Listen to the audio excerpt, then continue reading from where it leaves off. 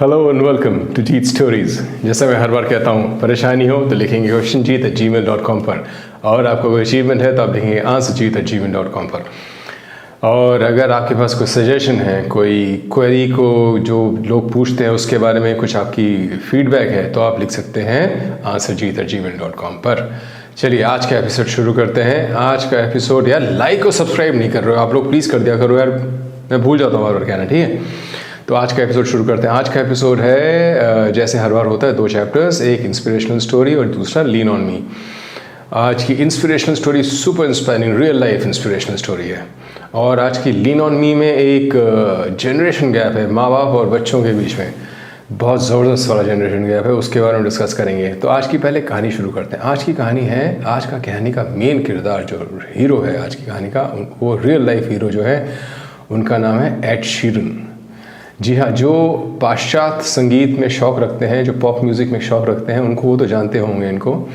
England के मशहूर singer हैं ये, और जो नहीं जानते वो एक बार सर्च करें गूगल में, एड शीरन। बड़ा अच्छा संगीत और संगीत के निर्देशक हैं और गाते हैं, खुद ही अपना गाना कंपोज करते हैं, खुद ही लिखते हैं, और बहुत टॉप के सिंगर हैं इस वक्त इंग्लैंड के।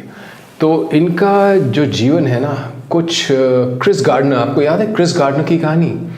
जो आज ये पहली बार ये एपिसोड देख रहे हैं ना, यूट्यूब पे जाओ, सर्च करो जीत स्टोरीज़, वन वर्ड, जीत स्टोरीज़, गैप नहीं है दोनों के बीच में, जीत स्टोरीज़ सर्च करो।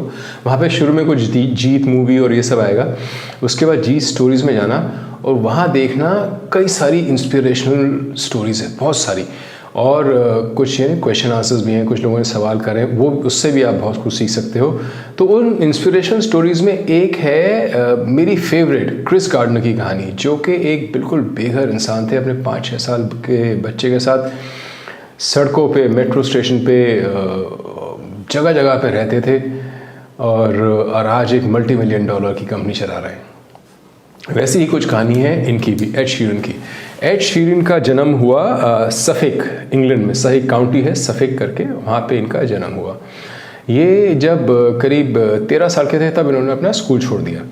ये वहाँ पे लोकल जो क्रिश्चियन क्वायर होती थी वहाँ गाया करते थे, और हकलाने की प्रॉब्लम थी इनको। तो लेकिन जब इन्होंने अपने गाने लिखने शुरू करे, यानी कि अपना खुद लिरिक्स लिखने शुरू करे, तब इनको वो हकलाने की आदत ख़त्म हो गई। कहते हैं ना यार, कहीं ना कहीं से ना ब्रह्मांड आपको दिशा दिखाता रहता है कि ऐसा कर लो, ऐसा कर लो, ये करने से ये ठीक होगा। ये हमेशा याद रखना, जो होता है ना अच्छे के लिए होता है। जब इन्होंने अपने गाने लिखने शुरू करे तो इनकी हकलाने की आदत ख़त्म हो गई। खैर 18 साल की उम्र में सफेक से आ गए लंदन, क्योंकि ये चाहते थे अपना पैशन परस्यू करना, यानी कि सिंगिंग परस्यू करना चाहते थे। यूरोप और अमेरिका में बड़ा है कि जो अगर किसी को कोई पैशन है ना, वो 100% उस पैशन को एक बार देता ज़रूर है, चाहे वो सक्सेसफुल हो या ना हो, एक बार ट्राई ज़रूर करता है, ठीक है। अब इतना बड़ा सक्सेस हो इनकी तरह या ना हो, लेकिन वो एक ज़िंदगी तो अच्छी जीता है। हम सब शायद उस इंसान को ना जानते हो जो बहुत बड़ा सक्सेस नहीं हुआ अपना पैशन फॉलो करते में, लेकिन वो जिया अपनी ज़िंदगी अपने हिसाब से, ठीक है। तो वैसे ही ये भी थे। ये पहुंच गए एड शीरन अपने लंदन पहुंचे कि भैया गायक बनूंगा। 18 वर्ष की उम्र थी, पहुंचे लंदन। वहाँ पे इन्होंने छोटे छोटे क्लब्स में गाना शुरू किया। अब क्लब्स में कहाँ कमाई होती है यार, उतना पैसा मिलता था कि बस एक वक्त की रोटी मिल जाए, कभी 2 वक्त की रोटी भी मिल जाती थी, किस्मत होती थी तो नहीं, यूजुअली एक ही वक्त की रोटी मिल पाती थी। छत का तो सवाल ही नहीं पैदा होता, रहने की तो जगह का मतलब ही नहीं। तो कहाँ रहते थे? जैसे क्रिस गार्डनर रहते थे। अब देखिएगा ज़रूर यार, क्रिस गार्डनर बार बार मेरे दिमाग में आ जा रहा है क्योंकि ये कहानी कुछ रिलेटेड है उससे, वैसी सी है कुछ स्ट्रगल इनकी भी, इसलिए बार बार दिमाग में आ रहा है। ज़रूर देखिएगा क्रिस गार्डनर, जिसने नहीं देखी है वो इंस्पिरेशनल स्टोरी। तो ये भी लंदन पहुँच के पहले तो सड़कों पर ही रहते थे। अब सड़कों में लंदन में इतनी सर्दियों में ठंड हो जाती है, इतनी ज़बरदस्त ठंड हो जाती है कि आप जितना मर्जी आपने कपड़ा पहना हो, लेकिन अगर आपके पास कोई हीट का सोर्स नहीं है ना, यानी कि आग ना लगी हो या हीटर ना हो, तो आपको बड़ी दिक्कत आने वाली है सर्दियों में लंदन में। तो ये क्या करते थे, बकिंगम पैलेस, जहाँ पे कि इंग्लैंड के राजा रानी, इनफैक्ट जो क्वीन है, जो वहाँ जहाँ रहती हैं, वहाँ उनको उस जगह को बकिंगम पैलेस कहते हैं। तो उनके अलग हीट डक्ट्स होते हैं जो बकिंगम पैलेस के बाहर से कनेक्ट करते हैं, जो हीट प्रोवाइड करते हैं पैलेस के अंदर सर्दियों में। तो ये उन डक्ट्स के आसपास, डक्ट्स के ऊपर सोया करते थे क्योंकि वहाँ वो गर्म होते थे, थोड़ी गर्म हवा आती रहती थी, गर्म होते थे वो। तो आप में से कोई जो कहता है मेरी लाइफ में बड़ा स्ट्रगल है, कभी ऐसा करा है कि दिसंबर में दिल्ली में बाहर सड़क पे, या कहीं श्रीनगर में बाहर सड़क पे सोए हो, या शिमला में बाहर सड़क पे सोए हो सर्दियों में, पीक सर्दियों में? पता नहीं कितनों ने किया है यार, लेकिन ऐसी होती है इन स्ट्रगलर्स की स्टोरी। तो एनीवेज, तो वो वापस आते हैं कहानी पे। तो कभी यहाँ पे, कभी मेट्रो स्टेशन में मौका मिल गया तो वहाँ सो जाते थे। मतलब जहाँ जगह मिल जाए वहाँ बस पैर पसर जाए की तरह सो जाए वहाँ पे। जैसे क्रिस गार्डनर का था अपने 5 साल के बच्चे के साथ, कभी मेट्रो स्टेशन पे, कभी शेल्टर्स में, कभी कहीं ऐसी जगह पे रहते थे। वैसे ये भी कहीं भी जहाँ जगह मिल जाए वहाँ रह जाते थे। तो फिर इनको एक मौका मिला, ये स्ट्रगल इनका रहा 2008 से 2010 तक, यानी 2 साल का इनका ये ज़बरदस्त स्ट्रगल रहा। उसी दौरान 2009-10 के बीच में इनको एक शो मिला, एक लाइव शो करा इन्होंने, करीब 500-700 लोगों का छोटा मिनी लाइव शो था। 500-700 लोगों का लाइव शो करा, जिसमें कुछ पैसा वैसा कमा लिया इन्होंने। लेकिन बड़े दिनों बाद पैसा आया था, तो क्या करा इन्होंने, वो पैसा लेके खर्च कर दिया सारे अपने फैंस पे। जो शो देखने आए थे उन्हीं पे सारा पैसा खर्च कर दिया। तो फिर नील बटा सन्नाटा, फिर ज़ीरो पे, फिर मेट्रो स्टेशन वापस आ गए। तो 2010 के आसपास इन्होंने डिसाइड कर लिया कि अब मैं वापस चला जाऊँगा। हो गया बहुत ट्राई, काफ़ी कर लिया ट्राई, अब नहीं हो रहा, अब वापस चले जाऊँगा। जैसे मैं हर बार कहता हूँ, हिम्मत मर्दा मदद खुदा। तो जब कोई बहुत मेहनत करता है ना, तो कभी कभी लक भी उसका साथ दे देती है। तो क्या वो उन्हीं दिनों की बात है जब ये सोच रहे थे वापस जाऊँ, इंग्लैंड के मशहूर रैपर एग्जाम्पल का कॉल आया इन पे। एग्जाम्पल का कॉल कैसा आया इन पे, उन्होंने इनके वीडियोस देखे थे यूट्यूब पे और पसंद आए उनको। तो वो जा रहे थे, यानी कि एग्जाम्पल जा रहे थे एक वर्ल्ड टूर पे, तो इनको भी साथ ले लिया। चलो अब हमारे सपोर्ट सिंगर की तरह।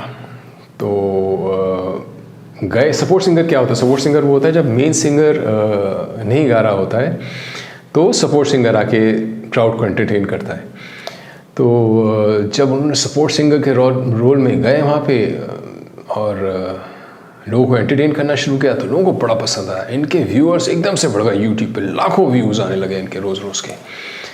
तो वहाँ से इनका नाम हुआ, लोगों ने रिकग्नाइज़ करा कि हाँ भाई एक सिंगर है जो इतना बढ़िया गाता है, दे दिया जाए इसको मौका। 2011 में एसाइलम रिकॉर्ड्स के साथ 2011 में इन्होंने पहला कॉन्ट्रैक्ट साइन किया, जिसमें इन्होंने 1 मिलियन कॉपीज़ बेची। बहुत होती हैं 10 लाख कॉपियाँ, ठीक है।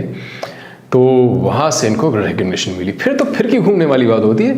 अगर आप लोग आज कोई स्ट्रगल कर रहे हो ना, लगे रहना यार, गिव अप मत करना, प्लीज़ गिव अप मत करना दोस्त, लगे रहना। बस फिर की घूमने वाली बात है। जिस दिन फिर की घूम गई ना, यहाँ से वहाँ कब पहुँच जाओगे दुनिया देखती रह जाएगी। लगे रहो यार, डोंट गिव अप, ओके। तो इनकी फिरकी घूमी 2011 में, जब इन्होंने 1 मिलियन रिकॉर्ड बेचे अपने एसाइलम रिकॉर्ड्स के साथ जो साइन किया था कॉन्ट्रैक्ट में। उसके बाद इनको दूसरा बड़ा ब्रेक मिला एल्टन जॉन के साथ। जी हाँ, इंग्लैंड के क्या, दुनिया के famous singer Elton John, sir Elton John जिन्हें कहा जाता है। तो उनके साथ इनको पहला मौका मिला ग्रैमी में गाने का। बस फिर क्या था, फिर तो ऊपर ही ऊपर थे। फिर ये चढ़ाई थी इनकी। फिर आज इनकी उम्र है कुल 30 साल, 30 years. He is only 30 years old. और उनकी नेटवर्थ है आज $210 मिलियन, $210 मिलियन। 30 साल की उम्र है सिर्फ इनकी। तो ये थी एड शीरन की कहानी। मतलब कहाँ से कहाँ। आप लोग ये ना इमेजिन करो, सोचो, कभी भगवान ना करे, ईश्वर ना करे, अल्लाह ना करे, वाहिगुरु ना करे कि ऐसा आपको हो कि आप सर्दियों में किसी ठंडी जगह पे बाहर सो रहे हो और वहाँ से आप निकलो, वहाँ से स्ट्रगल करते हुए निकलो, और भगवान करे आप बड़े आदमी ज़रूर बनो, लेकिन स्ट्रगल थोड़ा कम रहे तो अच्छा रहेगा, नहीं। और इनका जो पहला गाना था एड शीरन की, वो इन्होंने अपने एक साथी पे लिखा था। एक लड़की थी जो इनके साथ ही सड़कों पे रहती थी, और बड़ा स्ट्रगल था उसकी ज़िंदगी में भी, उसकी ज़िंदगी में भी। वो बड़ा अच्छा गाना है वो। तो बिल्कुल जो इतना स्ट्रगल करता है ना, वही बात, दिल भी बहुत दिल और दिमाग दोनों ही चलते हैं, लेकिन दिल ज़्यादा चलता है ऐसे लोगों का। तो बड़ा अच्छा इमोशनल गाना है वो, जो उनका पहला गाना था जो बड़ा ही सुपर हिट हुआ था। तो ये थी एड शीरन की कहानी। और आज की चैप्टर 2 में आज देखते हैं किसी मदर ने लिखा है और उनकी समस्या देखते हैं क्या लिखा है उन्होंने। आइए पढ़ते हैं उनकी समस्या। हम सब यानी मैं और मेरे पति ज़्यादा से ज़्यादा सैलरी में से भाग बचा लेते हैं और आज इस आदत की वजह से खुशहाल हैं। यानी कि जो भी सैलरी मिलती है उसमें ज़्यादा से ज़्यादा हिस्सा हम बचाने की कोशिश करते हैं और आज बड़े खुश हैं इस आदत की वजह से, काफ़ी पैसा बच गया हमारा। मेरी बेटी की शादी को 2 साल हो गए हैं। मेरी बहू अपनी पूरी सैलरी खर्च कर देती है और मेरे बेटे को भी उकसाती रहती है। यानी कि अपनी पूरी सैलरी तो खर्च करती है इनकी बहू, और इनके बेटे को भी कहती रहती है खर्च करना है यार, क्या पैसे सेव करके करेगा। अब दिक्कत यह है कि मैं अपने बेटे को कई बार समझा चुकी हूँ, लेकिन कोई फ़ायदा नहीं हो रहा है। प्लीज़ एडवाइस करें क्या करना चाहिए मेरे को। देखिए मैडम, अब आपका जो एक ना यहाँ बड़ा ज़बरदस्त जनरेशन गैप है, बहुत ज़बरदस्त जनरेशन गैप है। यहाँ आप उस बैकग्राउंड से हैं कि भैया मेरे को तो जितना हो सके बचा लूँ ताकि मेरा बुढ़ापा आराम से निकल जाए, और आपका बच्चा और आपकी बहू उस सोच के हैं कि लिव फॉर टुडे, आज के लिए जियो, कल का क्या पता क्या हो क्या ना हो। तो आज जितना हो सके जी सको जी लो, जो कर सको कर लो आज ही। अब देखिए दोनों का ना एक मिडिल पाथ चूज़ करना पड़ेगा। जैसे आपको है, आप अगर कुछ ख़रीदना चाह रही हैं, मान लो आपको एक अच्छी अंगूठी पसंद आ गई फॉर एग्ज़ाम्पल, और आपके पास पैसा है, आप अंगूठी ले सकती हैं वो। ऐसा मारामारी नहीं है कि अगर आपने अंगूठी ली तो आपको कहीं और सेक्रीफाइस करना पड़ेगा। तो आपको वो अंगूठी ले लेनी चाहिए। हो सकता है लग्जरी हो, लेकिन एक अंगूठी ले लेनी चाहिए। अगर पैसा है, सब कुछ ठीक चल रहा है तो ले लो ना अंगूठी यार। इतना पैसा ही बचाइए, क्या करना है। ठीक है, सेविंग है वो भी ज़रूरी है, लेकिन जो मन मार के सेविंग बेकार है। अच्छा, दूसरा आपके बेटे का जो एटीट्यूड है कि भाई आज ही जी लो, जो करना है कल का कल देखेंगे, फाइनेंशियल प्लानिंग गई भाड़ में, वो बिल्कुल गलत है यार, वो भी सही नहीं है, किसी भी हालत में सही नहीं है। Financial planning is critical, is very important. आप जियो आज के लिए, मैं कहता हूँ आप जियो आज के लिए। आप अगर 100 रुपये कमा रहे हो, आप चाहो तो आप 60 रुपये 65 रुपये खर्च कर दो आज, लेकिन 35 रुपये 40 रुपये तो बचाओ, कुछ तो बचाओ। क्योंकि जैसा कुछ सेविंग करोगे तभी तो जाके आपके पास एक अच्छी कॉर्पस बनेगा, तभी तो आप उस पैसे से एंजॉय कर पाओगे और एंजॉय कर पाओगे ज़िंदगी। कल का पता नहीं यार, क्या हो जाए, कब हो जाए, क्या स्लो डाउन आ जाए, कब मार्केट गिर जाए, क्या हो जाए, कुछ पता नहीं होता ना। तो एक मिडिल पाथ चूज़ करो। पहले तो आप ये समझो कि middle path is the right path. आप सब कुछ बचा के सिर्फ कल के लिए तो जी नहीं सकते, नहीं ना। आप उसको समझाने की कोशिश करोगे, ना बेटा मानेगा ना बहू मानेगी, कोई नहीं मानेगा। तो आप पहले तो ये मिडिल पाथ समझो कि कम से कम 60% तो आप खर्च करने दो उनको, ठीक है। अगर 40% भी सेव कर लेते हैं बहुत बड़ी बात है। और I don't know what your, आप दोनों की, आपकी मतलब बेटे की और आपकी बहू कितनी सैलरी है, बट अगर आप मान लो दोनों मिला के 1-1.25 लाख रुपए भी लाते हैं, उसमें से अगर 50,000 60,000 खर्च भी कर लेते हैं ना, करने दो उनको यार, कोई दिक्कत नहीं। उनको ये बताओ इतना खर्च करो आप, लेकिन बाकी तो सेव करो, 40% तो सेव करो, right. So take the middle path, tell them this, और लॉजिकली समझाओ उनको एग्जाम्पल दे के समझाओ कि देखो हमने इतना सेव करा, जितना है हमारे पास, आप इतना नहीं सेव कर सकते, नहीं इतना तो सेव करो।